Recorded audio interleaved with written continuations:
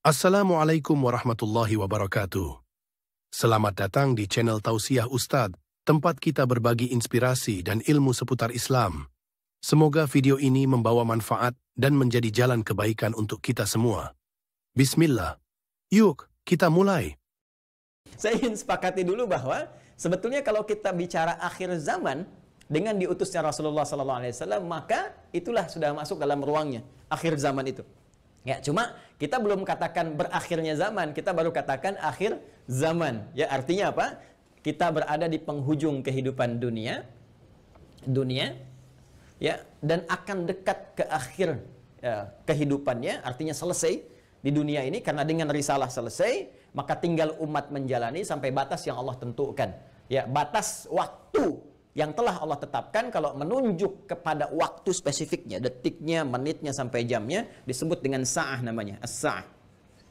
Ya. Nanti di periode ini ada kejadian-kejadian ya di mana segala hal bisa muncul, ya, bisa terjadi banyak hal nanti kita sebutkan, baik itu nanti huru-hara, baik itu banyak musibah, baik itu nanti selesai kehidupan, wafat, bangkit, sesuatu terjadi. Sesuatu yang banyak terjadi, bangkit dan sebagainya disebut dengan qiyamah namanya. Ya, asalnya qiyam, sifatnya ditambah ta disebut dengan qiyamah. Karena itu nanti peristiwanya disebut dengan yaumul qiyamah. Yaumul qiyamah.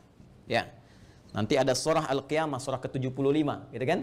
La uqsimu biyaumil qiyamah. Ini peristiwanya. Tapi kalau kita ingin menunjuk kepada waktunya spesifik, ya, berakhir nih waktunya, selesai sehingga terjadi kiamat yang dimaksudkan. Kita serap ke dalam bahasa Indonesia menjadi kiamat. Ya. Berakhir waktunya disebut dengan sa'ah. Sa'ah menunjuk kepada, kalau sekarang dalam bahasa Arab standar sekarang sa'ah disebut jam. Ya, jam ada detiknya, kan sa'alan. Jam berapa sekarang? Ya, sampai ke detiknya, sampai ke menitnya dan seterusnya, itu menunjuk kepada waktu ini disebut dengan sa'ah. Ya, karena itu teman-teman sekalian, ketika Allah menegaskan kapan terjadi tepatnya terjadi kiamat ini, menunjuk pada waktunya, itu hanya milik Allah Subhanahu wa taala, prerogatifnya. Ya, karena itu di Quran surah ke-31 Luqman, di ayat ke-34, ayat terakhir, hal pertama dari 5 hal yang menjadi hak prerogatif Allah, kalimatnya langsung menggunakan kata sa'ah. Innallaha 'indahu 'ilmus sa'ah. Ini. Kalimatnya menggunakan apa? Sa'ah. Ya, di hadis Muslim nomor hadis yang ke-8 disebut dengan hadis Jibril, ya, alaihissalam, ketika beliau bertanya mengonfirmasi kepada Rasulullah, ya, Sayyidina Muhammad sallallahu alaihi wasallam, bertanya tentang kapan tepatnya terjadi kiamat. Maka kalimat terakhirnya ketika bertanya tentang iman, Islam, ihsan, mata sa'ah. Mata sa'ah, kapan tepatnya terjadi kiamat? Nabi menjawab, mal mas'ulu anha bi'alama minas sa'il. Kenapa penting saya sebutkan ini? Nah, ada langsung firman Allah dalam Al-Quran, pembuka satu surah, di surah ke-54, Al-Qamar. Ya, Al-Qamar. Dalam pandangan Allah, Allah menyebutkan bahwa ketika Rasulullah diutus sebagai Rasul di akhir zaman, artinya zaman ini terakhir dalam kehidupan, nggak ada nanti umat yang baru lagi, nggak ada Rasul diutus lagi dan sebagainya. Itu sudah Allah mendeklarasikan satu pembuka kalimat dalam firman yang sangat singkat tapi tajam sekali. Iqtarabatis sa'ah. Iqtarabatis sa'atu wansyaqqal qamar. Quran surah ke-54 ayat yang pertama. Jadi Allah sudah menyampaikan sejak Nabi SAW diutus kurang lebih 15 abad yang lalu, kan? Allah menyampaikan iqtarabatis sa'ah. Ya, masa itu sudah dekat.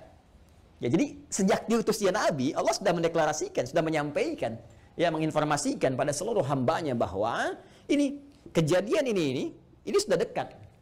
Ya, dengan diutusnya Rasulullah, bahwa zaman ini akan berakhir. Cuma dekatnya dalam konteks firman Allah dengan pandangan kita tentu sangat berbeda. Ya, karena dimensinya tidak serupa, sifat-sifatnya jauh berbeda, kan? Maka demikian pula memahami firman Allah tidak menggunakan pendekatan akal manusia. Jangan kita katakan dekat dengan ukuran kita, tidak. Lihat ukuran Allah. Ya, di mana ukuran Allah? Lihat surah Al-Ma'arij misalnya, ayat yang ke-6. Innahum yarawnahu ba'ida wa narahu qariba. Ya, mereka melihatnya masih panjang, kami melihatnya dekat. Kenapa? Karena ukuran waktu di sisi Allah, ya, itu sudah nggak pakai ukuran standar manusia lagi. Beda dimensinya. Ya, kita keluar dari wilayah kita di Indonesia dengan Malaysia sudah beda 1 jam. Ya, kita bisa ke Amerika, ke Kanada, itu sudah beda terbalik. Bisa di sini siang, sana malam. Ya, baik. Jadi apalagi kita ukur dengan konteks kehidupan akhirat. Ya, ya, ketika Allah berfirman, dengan kita di sini ya antara kehidupan di luar bumi, di langit saja misalnya, itu yang sudah tidak ada gravitasi lagi, sudah gravitasi nol, itu perbedaan waktunya sudah berbeda jauh.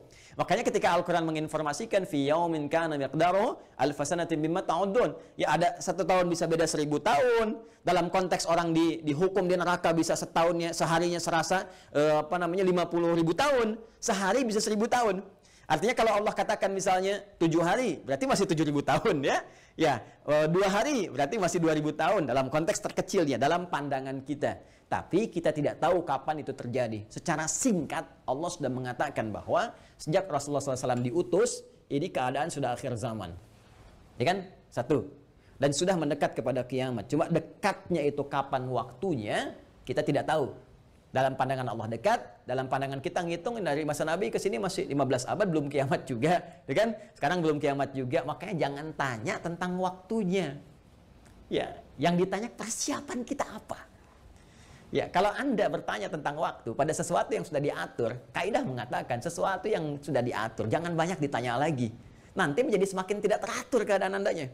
Ya, matahari terbit dari timur, tenggelam di darat, masih Anda tanya kenapa terbit dari timur? Itu kurang kerjaan. Kurang kerjaan. Ya, kenapa malam gelapnya? Itu kurang kerjaan. Jelas ya? Kenapa? Karena sudah kita mengerti, itu ma'lumun bid-darurah, sudah dipahami, sudah dimengerti. Naluri kita sudah bisa membaca, akal kita sudah mengetahuinya, ditanamkan dalam diri kita. Karena itu, sesuatu yang sudah Allah atur, jangan ikut-ikut mengatur lagi. Ya, Nabi pernah ditanya tentang kiamat, Nabi tanya, bagaimana persiapan kamu kalau terjadi besok? Jangan tanya waktunya. Karena Allah rahasiakan semua itu supaya memberikan getaran pada jiwa kita dan katalis pada diri kita untuk meresponnya dengan semangat beramal dan menyiapkannya. Itu poinnya. Baik, jadi kalau kita sudah pahami ini semua, bahwa kita hadir saat ini, aktivitas kita ada di penghujung zaman, artinya memang kita sudah berada di akhir zaman, tapi kita tidak tahu kapan zaman berakhir. Tapi kita bisa melihat tanda-tanda yang disampaikan Rasulullah SAW di setiap perubahan-perubahan yang terjadi di akhir zaman itu.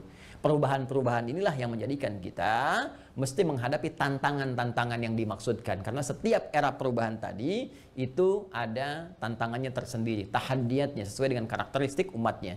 Nah, pertanyaannya, apa yang diinformasikan oleh Rasulullah di zaman beliau berupa tantangan-tantangan, sampai perubahan-perubahan setelah masa-masa beliau kemudian wafat, bagaimana prediksi-prediksi yang disampaikan oleh para sahabat, ini yang coba kita uraikan. Dan di antara uraian itu, ada yang teman-teman sebut dengan petaka-petaka. Ada yang kita istilahkan dengan musibah-musibah. Seperti apa musibah yang digambarkan itu di setiap waktu-waktu yang berganti sepeninggal Nabi SAW, itu yang coba kita turunkan. Lalu kita akan mengaji bagaimana Nabi memberikan petunjuk kepada kita dengan izin Allah Subhanahu wa taala, saking sayangnya kepada kita, supaya setiap umat yang mengalami masa-masa itu lulus menghadapi ujiannya. Itulah rahmat Allah Subhanahu wa taala. Itulah diantara sifat Rasulullah yang disebut dengan rahmatan lil alamin. Saking cintanya kepada seluruh pengikut beliau, umat beliau, maka beliau memohon kepada Allah diberikan petunjuk oleh Allah, begini, setiap era ini nanti akan ada begini. Nanti kamu akan hadapi begini. Begini cara menghadapinya, begini cara menjaganya. Kalau kita lakukan itu dengan baik, maka Allah akan menyelamatkan kita dari keadaan-keadaan yang dimaksudkan dan lulus kita ujian sampai kita menghadap kepada Allah Subhanahu wa taala. Kehidupan ini sebentar. Ya, sebentar. Jadi kalau kita terlampau banyak mainnya, sayang. Ya, pada akhirnya kan selesai. Karena itu patut kita menata diri dengan baik supaya maksimal kita bisa hadapi. Nah, mari kita turunkan. Kalau sudah paham ini, mohon maaf ya, saya izin hapus dulu. Bismillah. Saya berikan kesimpulan dulu sejenak. Jadi jangan lantas nanti diartikan akhir zaman, kiamat gitu kan. Padahal kita juga sedang di akhir zaman sekarang. Dan Rasulullah diutus Rasul akhir zaman. Sekarang kita ustadznya ustadz akhir zaman gitu kan. Dan kalau ada presiden akhir zaman, menteri akhir zaman, lurah akhir zaman. Termasuk juga sekolah-sekolah akhir zaman dan sebagainya. Tapi zaman itu sampai berakhir, seperti apa tahapan-tahapannya, bagaimana ujiannya. Itu yang kita lihat. Ya. Di kesimpulan pertama, 1 tentang akhir zaman sudah kita bahas. Ya. Adalah satu era terakhir, ya. Era terakhir dari umat manusia yang beraktivitas, ya kan, di bumi. Ini dia, era terakhir dari umat manusia yang beraktivitas di bumi. Jelas ya? Nah, ditandai dengan diutusnya Rasul terakhir, yaitu Rasulullah Sayyidina Muhammad sallallahu alaihi wasallam, kan? sallallahu alaihi wasallam. Kemudian karena siap Rasul itu membawa petunjuk, juga diberikan petunjuk berupa hudan terakhir, yaitu berupa Al-Quran. Karena Al-Quran pun ketika diturunkan Allah menyebut dengan hudan. Buka Quran surah kedua Al-Baqarah di ayat 185. Syahrul Ramadan alladzi unzila fihi al-Quran hudan linnas. Ya, hudan linnas wa bayyinatin minal huda wal furqan. Baik, sekarang dari sejak diutusnya Rasulullah sudah masuk akhir zaman, bagaimana perjalanan? Nah, kalau kita turunkan dari sini di masa Rasulullah SAW, Rasul ya SAW sampai dengan kita sekarang, ya. Sampai kita sekarang di masa kini kurang lebih ada sekitar 15 abad. Nah, sekarang kita akan bicara tentang bagaimana Rasulullah SAW menyampaikan tentang berita-berita nubuat itu tentang berita besar yang terjadi dibawa oleh utusan. Ya, orang menyampaikan nubuat disebut dengan nabi, pembawa berita besar. Beritanya disebut dengan naba, karena itu ada surah An-Naba. Ya, amma yatasaalun 'anin naba'il 'azim, ya. Nah, ini nanti ada nubuat-nubuat beliau yang disampaikan kepada para sahabatnya, terlacak sampai dengan ke kita tentang peristiwa-peristiwa yang terjadi di masa-masa sampai mendekat kepada waktunya berakhir, as-sa'ah, ya, as-sa'ah. Ya. Ini karena akhir di sini akhirnya selesai gitu, nggak bisa ditulis lagi, dan karena kita di sini ya dekat ya, tapi kan nggak tahu masanya kapan. Jadi kurang lebih ginilah ya, supaya agak ngeles sedikit bahwa papan tulisnya udah nggak cukup. Jadi gini ya teman-teman sekalian, saya turunkan ke sini. Baik, sekarang saya beri contoh begini misalnya. Ya, ini hadis yang populer saja, saya langsung ambil dari hadis riwayat Muslim. Hadis riwayat Imam Muslim. Ya, nomor hadis yang ke-8. Nanti ada bab tentang iman, Islam dan ihsan. Ya, dikenal juga dengan hadis Jibril dan banyak dikutip oleh para ulama, termasuk juga Al-Imam An-Nawawi dalam Al-Arba'in. Dari 42 hadis beliau mengutip ini, teman-teman sekalian, di hadis yang kedua setelah innamal a'malu binniyat, masuk hadis ini. Ya, an Abi Hafs Umar bin Al-Khattab radhiyallahu taala anhu, qala bainama nahnu julusun 'inda Rasulillah sallallahu alaihi wasallam, ittala 'alaina rajulun shadidu bayadis thiyabi, shadidus sawadis sa'ari, la yura 'alaihi atharus safari. Nah, kemudian setelah itu dia datang kepada Nabi sallallahu alaihi wasallam, fajalasa ila Nabi sallallahu alaihi wasallam, fasnada rukbatayhi wa wada'a kaffayhi ala fakhidhihi, faqala ya Muhammadun akhbirni anil Islam, dijawab oleh Nabi, akhbirni anil iman, dijawab oleh Nabi, akhbirni anil ihsan, dijawab oleh Nabi, terakhir kemudian mata sa'ah. Ya, bertanya tentang tanda-tanda as-sa'ah. Kapan ini ya terjadi tepatnya kiamat? Nabi menjawab, mal mas'ulu anha bi'alami min as-sa'il. Ya, tidaklah yang ditanya lebih tahu daripada siapa yang bertanya. Ya, tidaklah yang ditanya lebih tahu daripada yang bertanya. Jadi yang ditanya Rasulullah SAW ini kan Jibril, dekat dengan Allah. Allah Subhanahu Wa Taala berikan wahyu lewat Jibril sampaikan kepada Rasulullah. Tentunya ya malaikat Jibril lebih tahu dibandingkan dengan saya. Ya, ini juga pertanda ada dua hal. Pertama, pertanda ujian yang disampaikan malaikat kepada Nabi Muhammad supaya tidak mengarang sesuatu di luar apa yang Allah wahyukan kepadanya. Dan ini membenarkan risalah Nabi Muhammad SAW.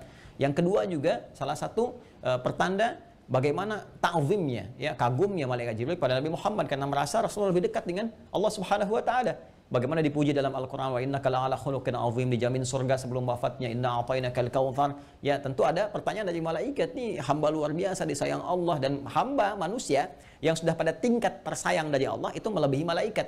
Karena itu ketika Adam alaihissalam ya diuji oleh Allah, diminta, ditanya ini apa, ya, Al-Baqarah di ayat yang ke-31 itu, wa 'allama Adam al-asma'a kullaha, dan seterusnya sampai ayat 33, maka malaikat kan diminta sujud hormat. Di ayat 34-nya, wa idz qulna lil malaikati isjudu li Adam fasajadu, kan? Maka mereka diminta sujud hormat kepada Adam alaihissalam. Apalagi Nabi Muhammad sallallahu alaihi wasallam dengan segala puncak ketakwaan dan kedekatannya kepada Allah, maka mengkonfirmasi malaikat karena melihat bagaimana kedekatan Rasulullah dengan Allah Subhanahu Wa Taala. Tapi tetap Nabi dengan tawadhu mengatakan, mal mas'ulu anha bi'alam minas sa'il. Ya, kemudian bertanya an amaratiha, maka akhbirni, ya, an amaratiha, maka sampaikan kepadaku, ya, informasikan, maksudnya kepada malaikat Jibril ini supaya didengar oleh sahabat-sahabat yang lain dan disampaikan kemudian kepada generasi setelahnya sampai dengan ke kita. Ya, apa tanda-tandanya? Nah, ini tanda-tanda umum teman-teman sekalian yang mencakup kehidupan secara umum, baik itu dialami oleh ahli Quran ataupun bukan ahli Al-Quran. Jadi ada masa-masa kehidupan dari sejak zaman Rasulullah nanti terus yang akan mendekat kepada as-sa'ah, berakhirnya kehidupan. Apa diantaranya? Ini banyak hadisnya ya. Ini saya baru ambil salah satu, gitu kan? Salah satu. Maka dikatakan misalnya antali dalam turabbataha. Bagaimana seorang pembantu melahirkan tuannya. Ya, di sini para ulama ada yang memahami sesuatu dunia menjadi terbalik. Ya, suatu dunia menjadi terbalik. Kalau kita lihat tekstual kan nggak mungkin, pembantu kok lahiran tuan, kan nggak mungkin. Tapi ada yang mengartikan banyak hal. Ya, keadaan menjadi terbalik. Ya, misalnya mohon maaf ya, kan biasanya tuan yang mengatur pembantu, sekarang pembantu ngatur tuan. Ya, jadi nanti ditafsir dengan hadis-hadis lain, ketika yang benar disalahkan, yang salah dibenarkan. Kemudian pembantu melahirkan tuan, ada yang mengartikan dengan perzinahan, ya selingkuh antara pembantu dengan tuan, dengan majikannya dan sebagainya, atau majikan memanfaatkan tuan dan sebagainya. Ya, ada kalimat-kalimat seperti itu. Wa antaral khufata rawatal alata. Ya, kemudian Anda bisa melihat kata Nabi sallallahu alaihi wasallam bagaimana pada masa itu orang-orang Baduy yang ya dari jauh dari pedesaan tiba-tiba mendapatkan sesuatu yang luar biasa sampai ya tatawaluna fil bunyan, lomba mendirikan bangunan. Ya, ini ada yang memahami bahwa orang yang biasanya mengembala kambing, artinya orang-orang yang desa dari jauh dari apa yang tidak terbiasa dengan hal-hal yang mewah, tiba-tiba sibuk dengan kemewahan-kemewahan. Ya, kemudian nanti ditafsir di hadis lain, orang-orang berlomba-lomba dalam urusan dunia, sampai orang-orang desa pun ada ikut-ikutan, ya, pengen terlibat dalam konteks dunia dan sebagainya, yang biasanya mereka hidup dalam keadaan-keadaan yang serba sederhana dan sebagainya. Jadi situasi-situasi ini situasi umum. Ya, nanti ada hadis terkait dengan banyak menyebar penyakit-penyakit yang menular, yang jarang ada obatnya dan sebagainya. Ini masih persoalan-persoalan umum yang dengan umum ini dialami oleh semua orang. Artinya mau ahli Quran, bukan ahli Quran, ya akan mengalami peristiwa ini. Ya, saat kebenaran mulai tertukar, saat macam-macam dan seterusnya lah. Ya, tapi alhamdulillah kita nanti masih dilindungi dengan hadirnya hadis-hadis lain. Ya, masih ada ulama-ulama. Walaupun nanti mesti hati-hati ketika ulama banyak yang diwafatkan Allah Subhanahu Wa Taala. Sekarang kurang lebih sudah di atas 400 dari situasi pandemi saya di Indonesia saja. Itu bukan yang kaleng-kaleng, itu ulama-ulama yang memang ahli pesantren, ahli dzikir, ahli ilmu dan sebagainya. Mesti hati-hati juga. Ya, alhamdulillah kita masih ada orang-orang yang istighfar, bangun di malam hari, orang-orang yang mendekat kepada Allah, orang-orang yang taubat, masih kita dilindungi oleh Allah. Ya, jadi keadaan-keadaan ini, tapi petunjuk-petunjuk ke arah ini sudah mulai terasa. Artinya Nabi menyampaikan setelah kehidupan beliau akan dialami masa-masa ini. Ya, jadi masa-masa ini sudah terjadi fitnah kubra dari masa tabi'in, ya, dari masa sahabat akhir-akhir ke tabi'in. Setelah itu kan ada juga peristiwa-peristiwa ini. Sampai juga di kita sekarang pun kita rasakan peristiwa itu. Tapi jangan disimpulkan berarti besok kiamat, Jumat lagi gitu ya. Nah, jangan ngambil kesimpulan gitu juga. Ada variabel-variabel lain yang harus kita pahami, tapi kita mesti waspada. Ini berupa fitnah. Ini yang saya maksudkan. Ini ujiannya. Ujiannya. Ingat nanti ya, ada fitnah, ada musibah, ada bala, ada ibtala, itu beda-beda. Ya, itu beda-beda. Nah, ingin saya katakan bahwa ini ujian kita di sini. Ini ujian kita. Karena ini ujian kita mesti lulus, teman-teman sekalian. Nah, sekarang jangan langsung kita pahami ini kiamat besok ini, tidak. Nabi ingin mengatakan di masa depan ada tantangan-tantangan tuh akan begini. Dan ini kalau tantangan-tantangan ini nggak bisa dihadapi, sudah ini akan menjadi variabel yang mempercepat terjadinya kiamat. Artinya cepat menuju ke arah ini. Ya. Kalau orang udah nggak bisa dikendalikan, nggak ada orang jujur semua, orang semua berperilaku maksiat, orang semua berperilaku fahsya, mungkar dan sebagainya, ini mempercepat. Tapi kalau kita bisa lulus ujian-ujian ini, minimal rahmat Allah kita dapatkan. Terima kasih sudah menonton. Jangan lupa like, share, dan subscribe untuk mendukung dakwah ini. Sampai jumpa di video berikutnya. Wassalamualaikum warahmatullahi wabarakatuh.